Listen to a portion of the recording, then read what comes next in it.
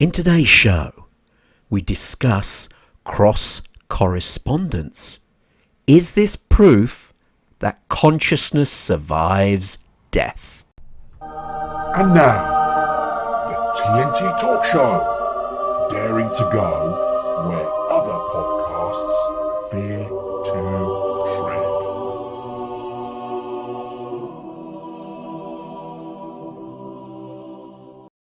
Hello, I'm Tony Fasulo, and I share the stage with my esteemed friend and colleague, Tayo Boya. Tayo, hello, my friend, once again. I hope you're keeping safe and well. You're on mute. That's a good start. That's a good start. No, it made me smile anyway. But I'll still say it. What the hell, Tony? What you gonna do? Yeah, seriously. Come on, you know the tradition. You know the tradition. Come on. Yes, I've got my joke ready. No, I don't want the joke. I want you to say hi to our audience. Well, that's a new one. Yeah, I got my. Maybe the joke comes first now. Anyway, hello, audience. What the hell, yeah? They must love your greetings. I mean, come on. Yeah, I imagine they do. Anyway, this friend of mine, poor guy, was given terrible advice. Some idiot told him, said, live every day like it's your last. Anyway, the silly idiot sexual assault hearing is up next week. Fool.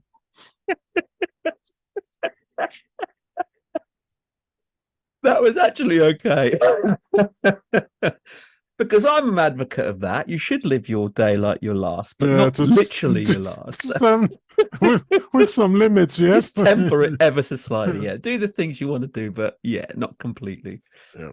Anyway, before we move on with our topic, you're going to jump in there. What are you going to say? Oh yeah, I haven't got out my links and everything for the show, so I'm really behind the curve on this one. Anyway, that's okay. I mean, it's an interesting subject anyway. But before we begin, I am going to reach out to our audience once again to if they like the show on whatever platform you happen to be on, but certainly leave us comments because they do get followed up for sure.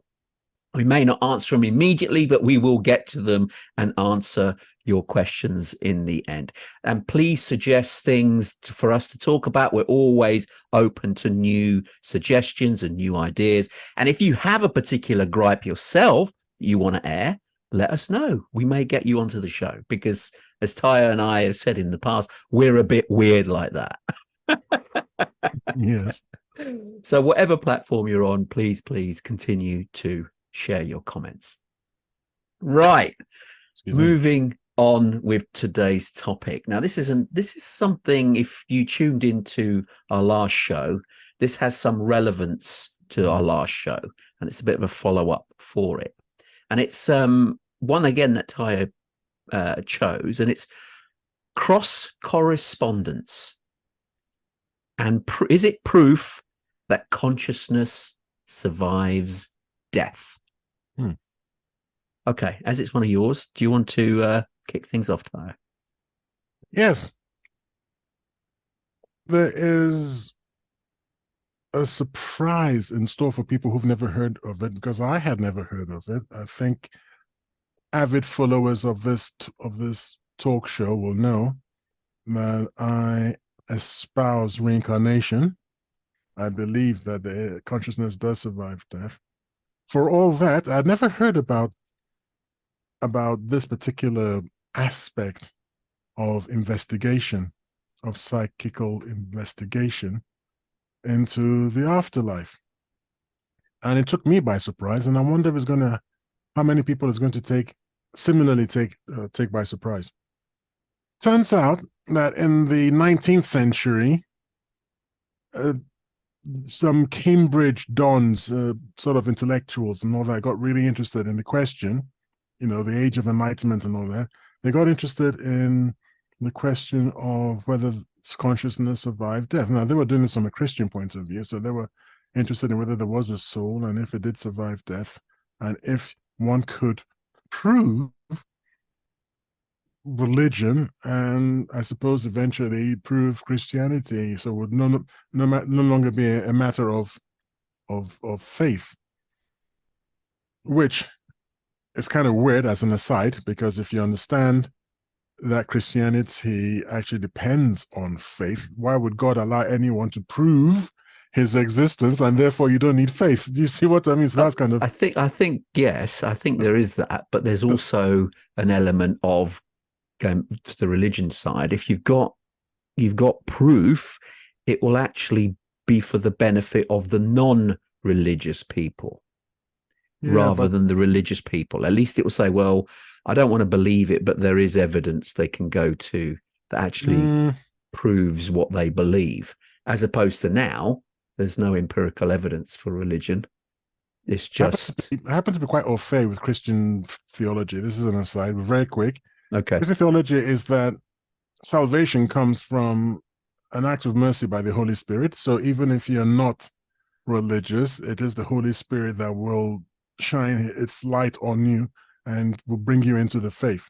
So that is the point of view. So if you are worthy, I suppose, although you can't be saved through works, it's complicated. Anyway, so moving on. You're going to have to ask a proper theologian, a proper Christian theologian, because I can see problems with that, and I don't want to get involved. Indeed. You may not have to follow the faith at all if you're... Listen to Tayo, yes. Yeah, indeed. Right, go on. Carry on. One of these Oxford... Well, what the Oxford Dons found was that mediums achieved statistically relevant accuracy. So mediums were finding facts of dead people with amazing accuracy. Do you want to sort of caveat that when you say amazing accuracy? It wasn't right every time by any means, but it wasn't 100% right, but it was, like I said, statistically people that didn't. Yeah, it was statistically relevant. And when I say quite high, although I've not seen the figures, reading between the lines, I think you're looking at maybe 8, 9 times out of 10. So most of the time, they were entirely right. I'm not sure if I remember rightly, it was as high as that, but it was statistically higher than... Well, I said I'm reading between the lines, and there is a body of work I'm going to refer our listeners to later, where they can go and review these cases and see for themselves. I think it's pretty high, and a lot of these dons, these Cambridge dons, thought, well, that's it, until the whole enterprise was derailed by a startling discovery. So one particular gentleman called Frederick H.W. Myers, I believe his name W.H. W.H. Frederick W.H. Myers, an intellectual, a professor of he was a poet, classicist. Was a classicist. Big theologian, brain. Big brain chap. He was really a lead investigator into mediumship and using mediumship to confirm the existence of consciousness, or the survival of consciousness after death. However, he became discombobulated, taken aback, when it turned out that one of the subjects being investigated wasn't actually dead. Okay. Hale, hearty, and well alive. Yes, the medium had very accurately made all sorts of statements, which turned out to be entirely true. The problem was, chap wasn't dead. Interesting. Yes. Yeah, and that threw him for a loop. And when these people thought about it, they thought, do you know what's going on here? It's what in their time they called thought transference. Okay. Nowadays, we'd call that telepathy. Mm-hmm. Listen, what's going on is that mediums are reading the minds of the people in the room, and they're extracting data from these minds and repeating them. Now they're doing so in honestly, that they're not trying to they're not what's the word they're not trying to pull the wool over anyone's eyes. But the trouble is that they're doing so unconsciously. So they themselves are not conscious that they're pulling where this data is coming from. They're ascribing it to a soul that is passed on, an individual who has died. But that's not the case. And Myers conducted a clever experiment. Well, it's an obvious experiment, right? But it is a clever one. He had a friend of his invent a personality and really sit down, over days, weeks, whatever it was, sit down and really fill in the details of this personality's life. How many children, where they lived, what they were doing, what the business was, all this on his name, parents, grandparents, all this sort of thing. And then took the friend to a medium, a well-known medium at the time, and asked the medium to do a reading for the friend. And the medium extracted all the data. Proving, if you like, that this was all coming from the friend's mind. Because obviously there was no such individual. But could it not have been, because the way the medium operates is asking strategic questions as well. So couldn't Frederick Myers' friend have just let things out the bag to lead the medium to those conclusions, as opposed to reading his mind? In that particular case, it might have been. I suppose you'd have to study the minutes of the reading to decide whether or not that was the case, because obviously these people kept minutes. I mean, it was an academic investigation. They're not just going to go, well, we believe. But the reason that was discounted is because so often the mediums were getting information from people who didn't say anything during the meetings, audience members, basically. So they'll get an information. For instance, someone's manservant, that's what they called them in those days, that someone's manservant was present. The deceased's manservant was present. The manservant was never questioned, but because he was present, Myers could no longer be sure that there hadn't been thought transference, telepathy with him. But he hadn't been asked anything directly. Do you see? Yeah. Yeah. I so see. that's why and in fact, I'll point the audience now to the source I was talking about. It's the London Society for Psychical Research. I think I mentioned them before. Okay. Society for Psychical Research. Psychical is P. What is it? P. Have you got the link? Because we can share that with our blurb. I have. I think I already have. And the reason I think I've sent it to you. No, you've just shared the cross correspondence with me, which we'll share with our listeners and viewers. I'll share it. We've mentioned them before when we were talking about reincarnation, by the way. Okay. So this is a society that has existed, I believe, I might be wrong, since 1850s or something like that. And they keep their minutes and everything, and they're not precious with their material. There's quite a lot of it online. You can go online and you can look these things up, or go to the headquarters in London if you happen to be living in the country, and avail yourself of what they know. Basically, London the Society for Psychical Research, I believe it's PSR.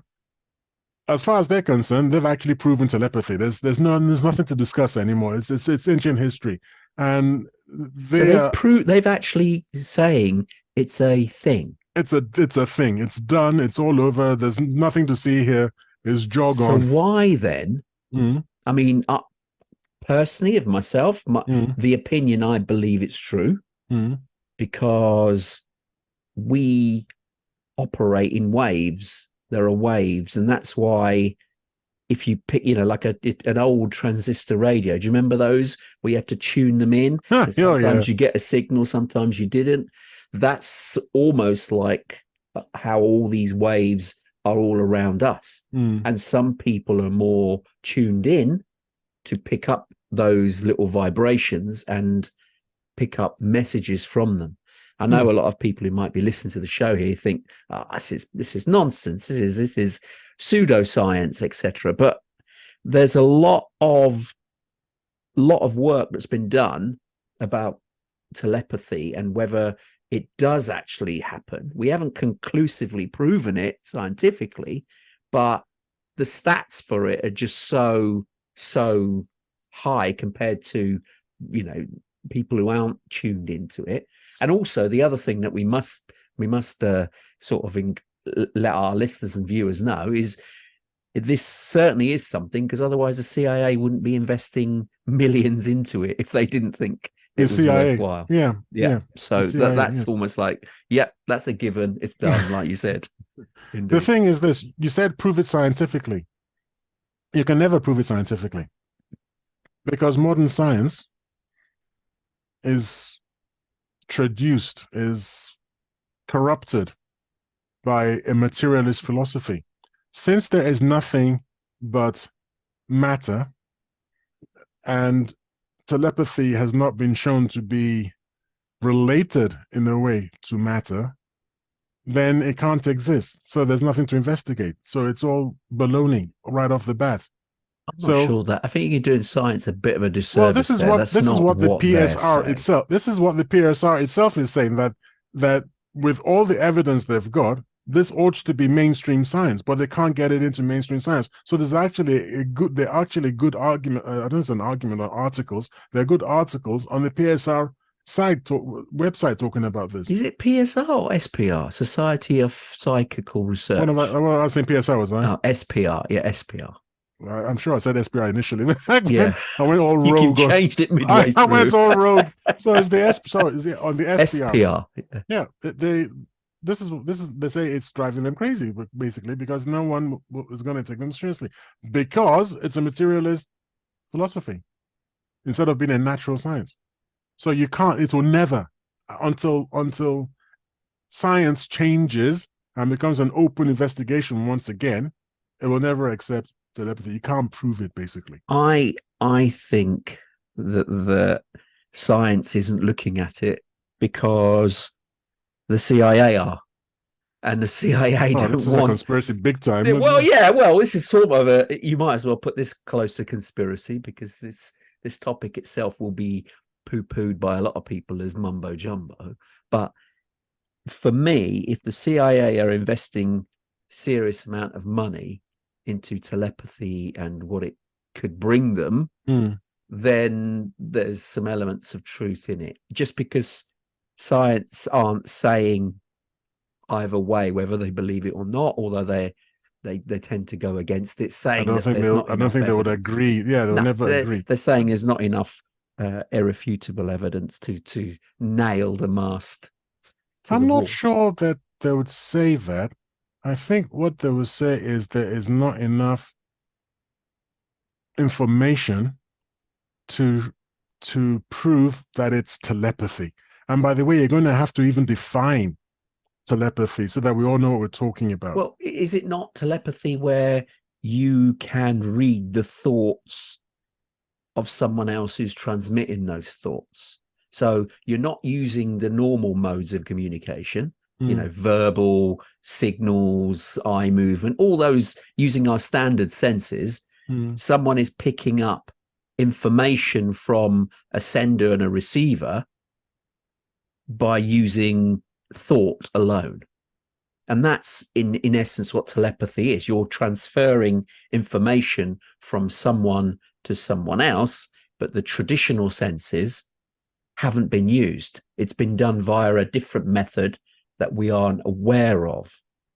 And it's also, in some instances, it's not based on location either. The person who could be listening to these signals from somebody else, or tuning into the ether wherever these signals are, that other person who may be in distress, has died, or is challenged, could be transmitting these thoughts into the ether from miles away.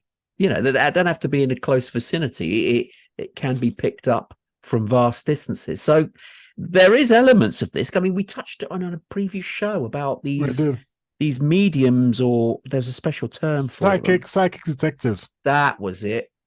Psychic detectives. Who weren't anywhere near where bodies were discovered, but they led the police where the bodies were and had no bearing at all on the case. But the police turned to them because they had the case had gone cold, went to these psychic mediums who then helped them find information that just was not available to them at the time. Yes. The thing is, from a modern materialist scientific point of view, all you've done is open up an area of research. No one is going to accept that it's what you're claiming that it is. They're going to go, well, there must be some kind of mechanism, totally rational, totally materialist, that can explain this. And you yourself are a supporter of best in field theory. So the best in the field theory for this is that we don't know what's going on. We've got further investigation. That's what's going on. And that's what I mean, that you can't prove it because the tools that you're going to use to prove it immediately negate any proof. Yeah, they're not adequate. They're not adequate. Anyway, no. I've sent you things might be changing. I've sent you a link to share. Okay. These are academic institutions which actually offer courses, guess what, in parapsychology. Wow. Because if you remember when we spoke about the lad who remembered living on an island, Scottish island of Barrow. I hope I'm pronouncing it. Yeah, but Barrow. We were talking, he said he'd lived before. Yes. But you see, I actually said at the time when we discussed this, I said, could it be that this young boy, who was barely 3 at the time, remembered a past life? Was it him living it, or was he able to tap into someone else's thoughts that had died, that had just left those thoughts in the ether, or however you want to call it, and this young boy was able to tune in and pick those thoughts as if they were his own? But I think you poo-pooed there were problems with his memories. They were not accurate in some respects, but they were accurate in other respects.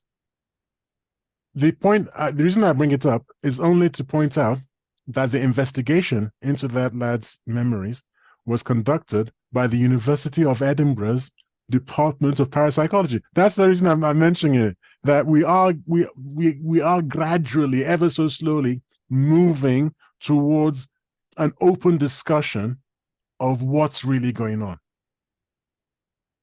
All these years later, because what's his name again? Frederick Myers, the professor, I believe, or doctor. Yeah. When he died, I believe, in 1901. So it's been quite a trek since then. It's been over 122 years. Yeah. Yeah, 122 years since he died. So it's been quite a trek and quite a push.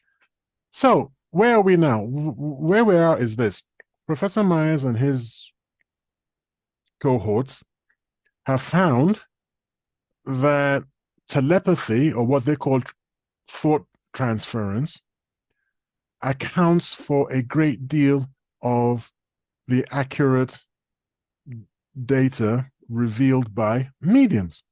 Meaning, mediums might not be speaking to discarnate entities.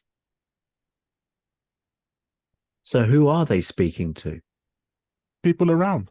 Just you, me, Fred Blogs, people in the audience. So just does that sort of poo-poo the idea, actually, of an afterlife? Because you're no longer picking up the energy or the previous life of someone before, you're instead picking up the people around you.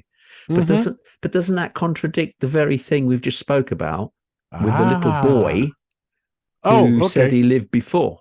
Well, I don't believe that Myers at that time was investigating reincarnation. I don't believe that reincarnation became at all. No, reincarnation became a big thing until maybe the 1950s, I believe, was when it started becoming a thing with Bridie Murphy. If you remember the memories of Bridie Murphy, we've covered all, ladies and gentlemen, we've covered all this in our previous episodes on reincarnation.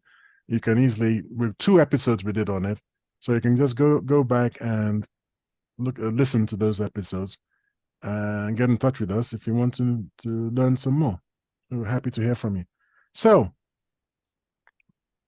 Frederick Myers did believe in that mediums were reaching the discarnate entities. He didn't doubt it, but he recognized that one had to be super careful and really, really structure readings in such a way that you mitigated this idea of telepathy. But he died. He was only about 54 years old or something when he died. So it wasn't that old. No. Wasn't that old. His case should have ended with his death, but it doesn't. If any of our listeners or viewers were nodding off there. Has that woken them up now? Yeah, I should have done.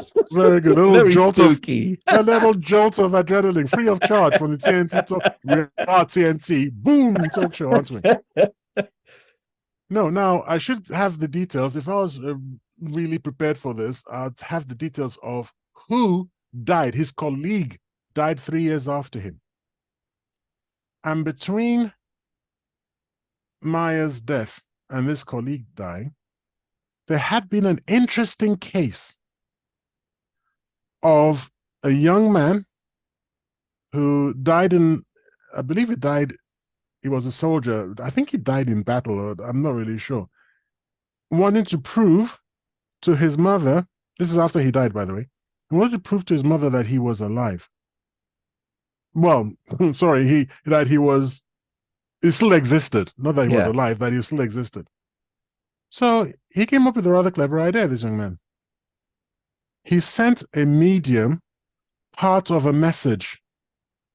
And the message said, wait for the rest of this from someone else, from another medium. I will send the rest of this message through another medium. Okay. Right? To prove that it is me. So inside the first medium, he had something, this is a very vague memory. I read this a while ago. It's a very vague memory. I'm really sorry, ladies and gentlemen. You know me by now, so we all get a bit vague. But when you investigate it, you'll know what I'm talking about. He made an allusion in the first message to something about an arrow and a circle or something like that. And it didn't really make sense. That's an important thing. As it stood there, it didn't, in that particular message, it didn't make a lot of sense. The second message said, with the oh my goodness, with the wood of the seeds that I sent you. With the wood of the seeds that I sent you. Or again, something like that. People are going to write in and say that's not what he said at all, but it's something like that. It turned out that when he was posted overseas, he sent his mother some seeds and she planted fir trees. And with the wood of the fir trees, he had carved a circle and an arrow or something for his mother. And that's what he was referring to in the first letter. Okay. That's what you call a cross correspondence, that no one person had the information. The only person who had the full information was him. Was the discarnate entity. But hold on. Did he send this message? Did he prepare it while he was still alive? No. So he didn't know he was going to die. He didn't know he was going to die. No. So how did his mother She used to visit mediums. Oh, I see.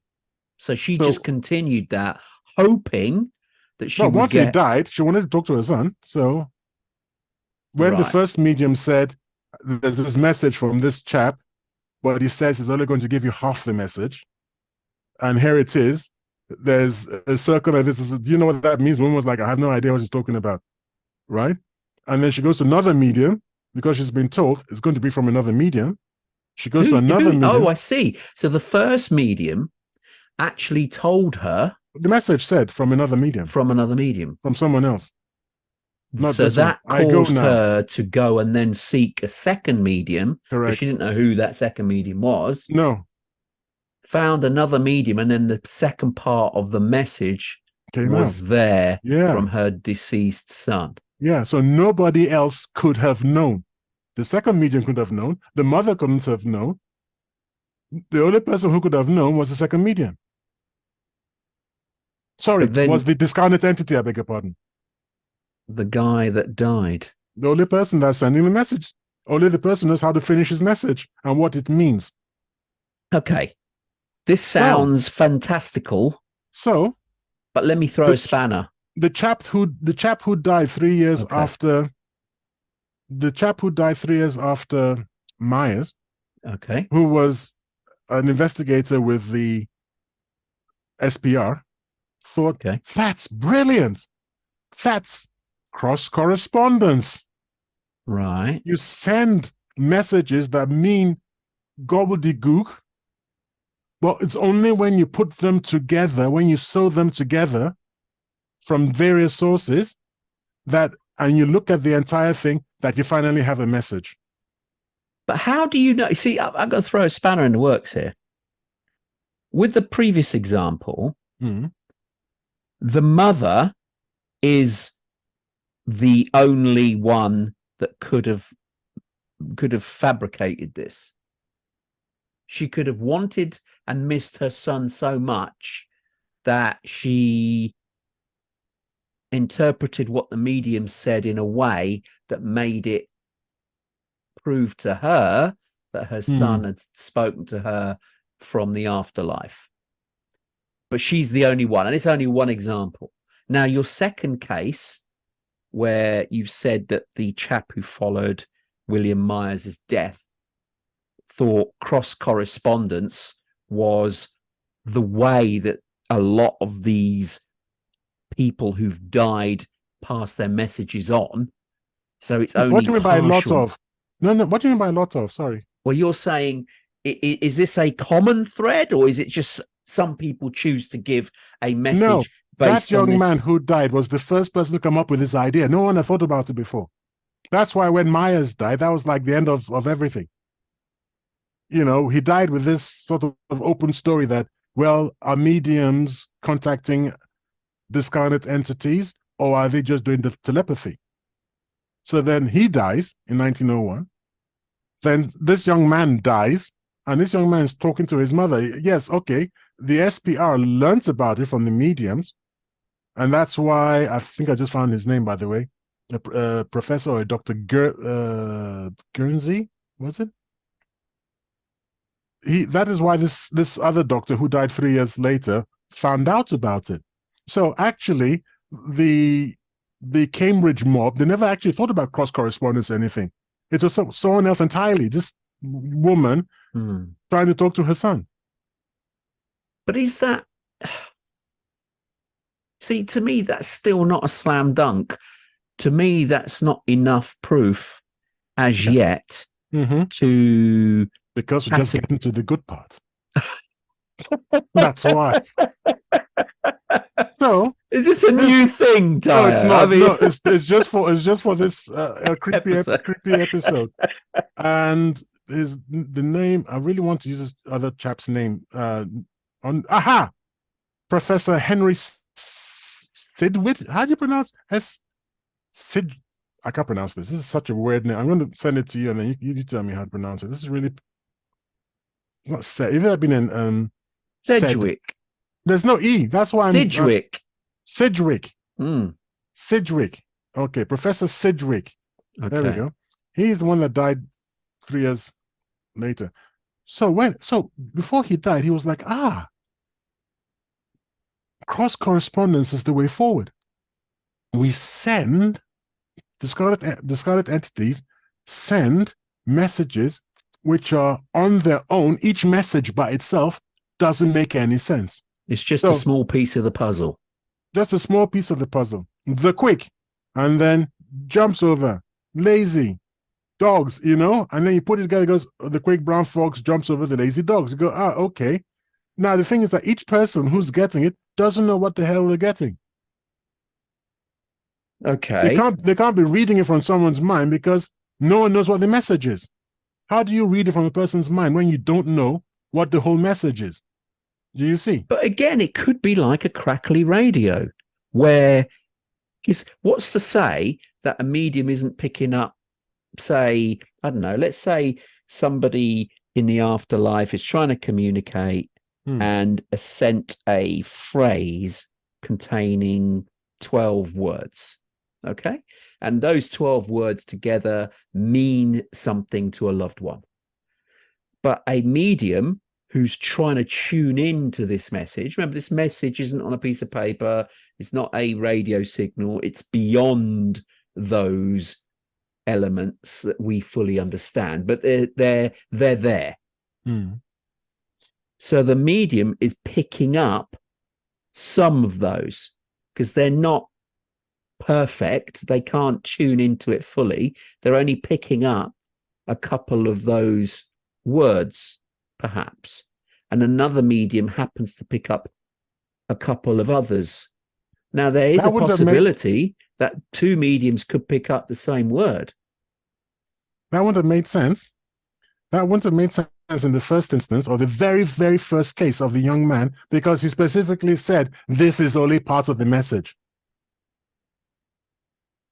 He actually said that. It's actually part of the message that something about, I have to go now. This is only part of the message because I want you to know it's from me. That bit I remember. I want you to know it's from me. I'm not going to send you everything now. I want you to know that it's me. So I'm going to go now. And there will be another person with the rest of the message. That's what started off the whole cross correspondence thing. Okay. So no, it's not someone picking the way you're describing it. And I think I can put to your mind. Well, your mind will never be arrested. So okay, let me get this clear in my head. So if someone has passed, the medium is not trying to communicate with somebody in the afterlife directly, or is the person not wanting to correspond with them? Do you see what I mean? How do they pick the mediums? Do they have a say? Do they think, well, actually, I don't want to give my message to you because I don't trust you or I dislike you, so I want to give my message to a different person? Is this what we're alluding to? Yes, there is some evidence backing that up, but I myself have never been interested whatsoever in mediumship. My entire focus in life is on reincarnation, so I don't really like the mediumship thing. There are far too many hoaxers, basically hucksters and hoaxers. And I think it's too easy to get all wrapped up in in spirit manifestations and ectoplasm and all sorts of weird things, which don't really have a place in my cosmology, if you like. So I've never been really, really interested in it. I'm only interested in that I came across cross correspondence, and I hadn't. And I see that there are, for people who don't believe, I invite them to give me concrete arguments that that refute it. Because like I said, the I'd like to see the original text. Okay. Well, here you are. From the first medium that came forward the information, the recipient, who was the mother of the deceased son, Is she making the claims that she then went to a second medium who can corroborate that the second medium, received a message as well? When put together with the first message, the mother could make out what her son had intended. The second medium didn't know anything about the first message. She just had a message. She just had a message that didn't make a lot of sense to her. So it was the mother who put the two together to understand. See, she could have made. Where I would want to question this is, do we have evidence? I doubt if we do, what the medium actually said at that time. Both mediums said at the time. All we have is the word of the mother who said she went to the mediums and they told her two pieces of the story. But yeah, I don't think these are private readings. I think these are public readings in those days. Anyway, I'll be speculating. I direct all questions to the SPR website. They keep a library of all this stuff. So anyone who's really interested can go. If it's not online, you can go to the HQ in London, and they've got a huge library there. And I don't know if you pay to get in or whatever, but they're not mean about their records, their data. So if you're really that interested, Tony, you should go down on behalf of the TNT talk show. Actually, go down there. You should. I'm always questioning. It's the right thing to do. Yeah, but I mean, just don't question. Just actually go out there and come back. Be the hero. Come back with the data or with the absence of it, and let's know. Because the impression I get is that these are very straightforward questions you're asking, and I wouldn't expect serious academicians to miss them. So I'm pretty sure things are written down. I mean, when you go to, I can actually answer your question now because I just remembered something. Okay. These are written. This is automatic writing was the thing they were doing. So it's written. It's not. They're not said. It's automatic writing. Yes. So you've got two different mediums with two different handwriting. Correct. Interesting, because not many people back then could write. So, okay, but that's interesting in itself. So you've got two different people who wrote a message they received in two different types of handwriting. The mother got the two pieces of handwriting together, put them together, and could make out what her son had told her from the afterlife. Okay, that makes more sense. That's more plausible because you've got written evidence of the medium actually writing what the message she was receiving. I'm assuming it's a she. Was receiving. Probably in those days would have been a he, but I have no idea. Anyway, so where we are now, Cedric has died. But he died with the idea of cross correspondence. Yep. Now then, in India, a medium is doing automatic writing, and then that medium gets a message. It gets a message saying something like Thantos and Mors, which is Latin for death, warmed both hands before the fire of light. It fades and I am ready to depart. All sorts of things that to you and me are absolute gibberish. Don't forget that Myers was a classicist and a poet, and he knew all these ancient poems and all these sort of things, right? Yeah. These are actually allusions to various poems. Okay. Right? And the people who received it were part of the message. What were written is sent to SPR in London or something like that. Was part and parcel. Really? Yes. And when these messages were coming to these people, it's not as if the one in India actually knew who or what the heck the SPR was. Right? Interesting. Sent this thing and it got to the SPR and they were like, yeah, okay, what's this? Yeah, I don't understand this. File it away. Then another message comes from someone, I think in Egypt or something. Okay. And that one, again, sent to SPR. This one knew what SPR was.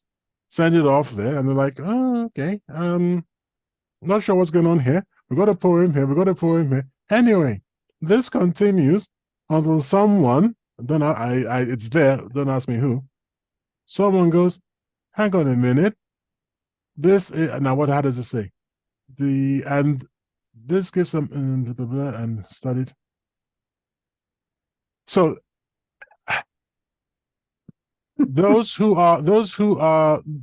were reading these, what they call correspondences, messages, concluded that they were exactly what they claimed to be, an experiment conducted from beyond the grave to establish that Myers still lived. Because in one of the messages, it spells out his name across the correspondences. It spells out his name Myers. Myers 5, is it? Myers. Correspondence. It spells out his name. So, and what people where the SPR got interested is he only started sending those messages after Sidgwick died. It's as if Sidgwick went and said, oh yeah, I met this guy. He did this. Cross correspondence and told him. Yes. So it was Sidgwick who took the information about cross correspondence. Okay. The other side, and got Myers all interested and invested in it. And Myers ended up sending, I think it's 34,000 messages. 34,000? 34,000. From the afterlife? From the afterlife. Went on into the 30s or 40s. So why? Okay. Did anyone ask him a question back, or was it all one-way traffic? Do you see what I mean? Could we communicate back to Myers in the afterlife? There's a huge book about it, which I haven't read, and I intend to read, but my intentions and my activities are quite often two different things entirely. Because to sit down and to read the whole thing, a lot of it is gobbledygook. If you're not into classical literature, I find it extremely dense, and I have to take other people's word for it that it's not nonsense. I don't like that, and they actually say it's a failing. It's a failing that he only addressed academicians, but he did it because he wanted to prove that it couldn't have happened. It's not happenstance. Right? So it's very rigorous, but to the rest of us who are not trained, it's just like, I don't know. What is this? Yeah. I don't know this ancient Greek and that ancient Latin. I mean, how would I? So this is the problem. This is the problem, that it's not accessible to most people. But to those who claim to know, they say, yeah, they're okay. I mean, obviously, it's all fascinating to hear people, their spirit, their consciousness, whatever you want to call it, still lives on in the afterlife. And they found, using cross correspondence, to communicate back. Why do that? I don't know. What are they achieving by doing that? If they genuinely wanted to communicate, would it just not make more sense to stick with one medium? Why select more than one person? I'm not entirely sure why they would do that. They may have a reason, but I'm not sure. Because one person might be reading someone's mind. If you break up several messages, if I send you messages from 4 people you don't know, but they all write into you, and each person who writes in says, I don't know what this means, but it says blah, blah, blah. And then when you put the 4 messages together, you get a coherent message, and you can tie it to me. You know it's me. It's not one of those 4. Yeah. That's how you know it's me, because who else knows that? This is the whole idea of cross correspondence, that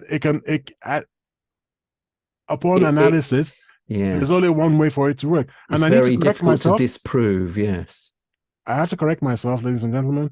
Sorry, from 1901, when he died, to 1932, more than 3,000 scripts, not 30,000, more than 3,000 scripts were communicated. But still pretty good going. Now, again, I'd love to know, was it one way only? Was it just from Myers in the afterlife to people here, mediums who picked it up, or were the mediums able to go back and ask a question? And if they are, because that's the curiosity thing, can we have dialogue with someone in the afterlife to ask questions? We're curious. We want to know. No, we do ask questions. Yeah, but we do ask questions. We get the answer? Well, we do ask questions because people have found missing wills and things like that, haven't they? They've found stuff. I mean, we do ask questions. Okay. But so, for instance, what's the afterlife like? Do we there is some survive discussion. forever? There is some discussion. And when I was prepping for this show, I thought to myself, oh no, Tony's going to love this. Yes. And I briefly toyed with not even bringing it up, and I didn't bring it up. You sort of asking, and I'm just thinking, should I even tell you about it, frankly? Come on, our listeners are all on tenterhooks now, you've said that, and so am I. Come on. You're going to be insufferable after this. You are already pretty insufferable, to be honest. If you remember, you and I, we've argued about, does life have a meaning?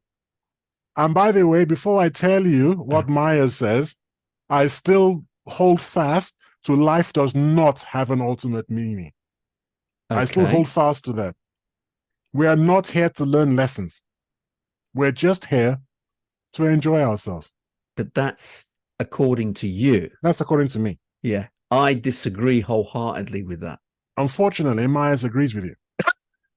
Hey! That's why I said here to learn. Absolutely. That's why oh no. We are. We're here to learn. That's the whole point. It says that we're here on a life's. Actually, I think I've come to think of it. I think he actually. Yeah. I've just realized that he's actually supporting reincarnation. I didn't even pick that up because reincarnation. He's supporting the idea of reincarnation because we come back and we learn. And we keep learning. We keep coming back until we've learned what we're supposed to be learning, because there are higher planes that we can ascend to. But we can't. I think you're coming back several more times. No, I've come back. I mean, what happened? What happened? I'm not sure. Ascended. I think you've still got a few things. I'm pretty sure I ascended. No, I've always told you that you humans, I look down upon you humans because I'm pretty sure I was above you. See, that's a lesson you haven't learned. I'm pretty sure I was above you, did something terrible with my temper. I did something really drastic, and I was demoted back amongst basically the hairless apes, and I'm one myself. I look at the human body and I can't. It's got stuff coming out of it. Just thinking, goodness, how awful. And no. Anyway, so that's what he was saying, that we have. So we do come back if we haven't learned our lesson. Well, they're just not one lesson. There are all sorts of lessons. There's many lessons, of course. Lessons but to learn, yes. You've not learnt them sufficiently well that you have to go again. Correct. And or if circumstance takes your life too soon before you've learnt your lesson, so some tragic accident, or I didn't say that. You're making that up now. But we've discussed this on previous shows. People who die prematurely, they get to come back first because they haven't had the time to learn a lesson, so they've got to come back and finish their, in quotes, life assignment. You see, no child has ever spoken about a lesson. That's why I don't believe in lessons. But the children know about lessons. All they know is recounting situations. It's not lessons. Yeah, the children have never mentioned lessons. Children have mentioned meeting God, for example. So if they've met God and everything, they haven't met God though. No, that's what they do say. I met God, and He told me I had to come back, and I didn't want to come back, but He said I had to come back. Or another child says, "Well, I was happy, but God said, okay, choose one of these. They're going to be your parents."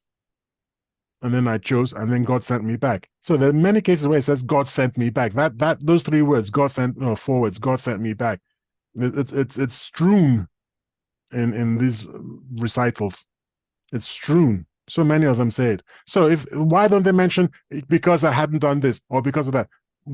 I mean, a couple of them have said, "Oh, you were so sad when your other son died. You were so sad. I was watching you, and I felt sorry for you. So I came to you." So that doesn't sound like a lesson. That's why I'm convinced that no, we come here to play. It's just a playground. I'm not convinced, because if you're saying we have to believe Maya's account from the afterlife, and he's saying from the afterlife that we're having lessons here, how can you now say, I believe that his soul, his consciousness lives on because he's communicated using this technique of what is it called? Cross correspondence. So that almost proves that there is something going on. So now you're refuting what he's saying, and he's there, so to speak. So he's in a better position to say than you. No one has ever said that both members of the TNT talk show are entirely consistent in their outlooks on life. In fact, we specifically say we're not. I might not be. I choose not to believe him in the same way that some people choose not to believe in whatever it is. You know, Round Earth. I have a flat Earth. Yeah, yeah, exactly. I just have the sneaking suspicion that I'm right. Now, maybe in the big picture, maybe lesson is going too far. I'm prepared to say that there are realms in which we can play. Okay, and this Earth realm is a pretty brutal realm. All sorts of brutal things can happen to you in this realm. You know, you can be caught in a place you can't escape from and burned to death. That's a pretty gruesome way to go, even if you're playing. All right. And there are other realms where you might have, now, sorry about this, ladies and gentlemen, it's just some idea just pops into my head this very second. You might have 100-year orgasm, for example. And everybody wants to go and play over there, but it takes a certain amount of game points. Yeah, exactly. Credit before you can get over there. Before you can get over there. Is that what he means by lessons? That I'm prepared to believe. But that we actually have lessons because so we get better and we can get nicer. And then, come on, please. No, I don't believe that at all. So what are you saying then, in essence? I mean, it'd be interesting to hear whether, okay, Myers sent 7,000. So was he then 3,000? Okay, so if it's him, okay, this is another thing, and another spanner in the works. I'm mindful of the time, by the way. Why aren't more people sending messages? And also, if it's indefinite, because I'm assuming Myers no longer sends messages. I don't believe he does now. No. So why did he stop? He's probably back here, reincarnated. Or he's playing in another realm. Well, I don't know if you see. This is you said it yourself. This is not the only realm. One of the things that I remember him saying is that we complete the lessons here. It's like you levels. You're not going to be able to move up to another level until you've completed done these. Yeah, until you've done this level. So I don't think that's the case. So he's come back again as someone else, and I'd imagine. So you're playing this game multiple times, which I already believe because I believe in reincarnation. Yes, and then so you're only in the afterlife for a shortish period until you then come back, or are there multiple realms outside of Earth? Personally, I don't have any evidence for it. I'm pretty sure that there are multiple realms that are still like on this level. You don't have to come because of the Barrow boy, because of the boy who thought he lived in Barrow, and he had very close memories, but they were different enough to have not been us, not been this reality, but very, very close. So they're close enough to convince me that maybe there's another realm that isn't too far off what we've got. Because there's another story of another young boy who said he was from Mars. Wow. Hmm. I've never heard that one. He lived on Mars. Yeah, I think that was just bad tummy ache. I wouldn't take that seriously. None of the serious people take that. So look, we've got Dr. Ian Stevenson, the University of Virginia. Their department of, I believe now it's been cut away from psychology. I think the psychologists were like, look, we don't want you weird mystic types interacting and spoiling our name. So I think they've gone off and created now a department of parapsychology. Oh, so the University of Virginia, now headed by Dr. Jim B. Tucker. Yeah. And they don't come up with people who've been to Mars and stuff like that. Okay, fair enough. Okay, look, I'm mindful of the time here. We're getting to the top of the hour. So do you want to sum up this topic in particular? Do you think, therefore, that cross-correspondence is proof that consciousness survives death? I am innately and viscerally and seriously against mediumship. So I just don't. Why? You must say that now. Why? You've said you're against it, but why are you against it? If you've now, you're sort of allowing it in this case, because we're discussing it. Not really. I mean, I just note it as something that's interesting, but I'm not going to base any of my philosophy on it. So I don't believe in mediumship because I don't believe in ghosts and spirits and things like that. Discarnate entities are on a different plane from us, and they can see us, but I am not entirely convinced that they can communicate with us. None of the children have ever spoken about communicating, except in the dream world. That's the one world where the two sides can occasionally cross over in the dream world, because we have in the children saying, and then I met my mother and I told her that I was going to come into her tummy, and the mother says, and then I had this dream that I met this little boy, and he said he was coming in. He was going to be born. You understand? So you put the two side by side, and that's what I've never heard any children say. Yeah, I attended a séance, and I told the medium blah blah blah. No one has ever said that. Interesting.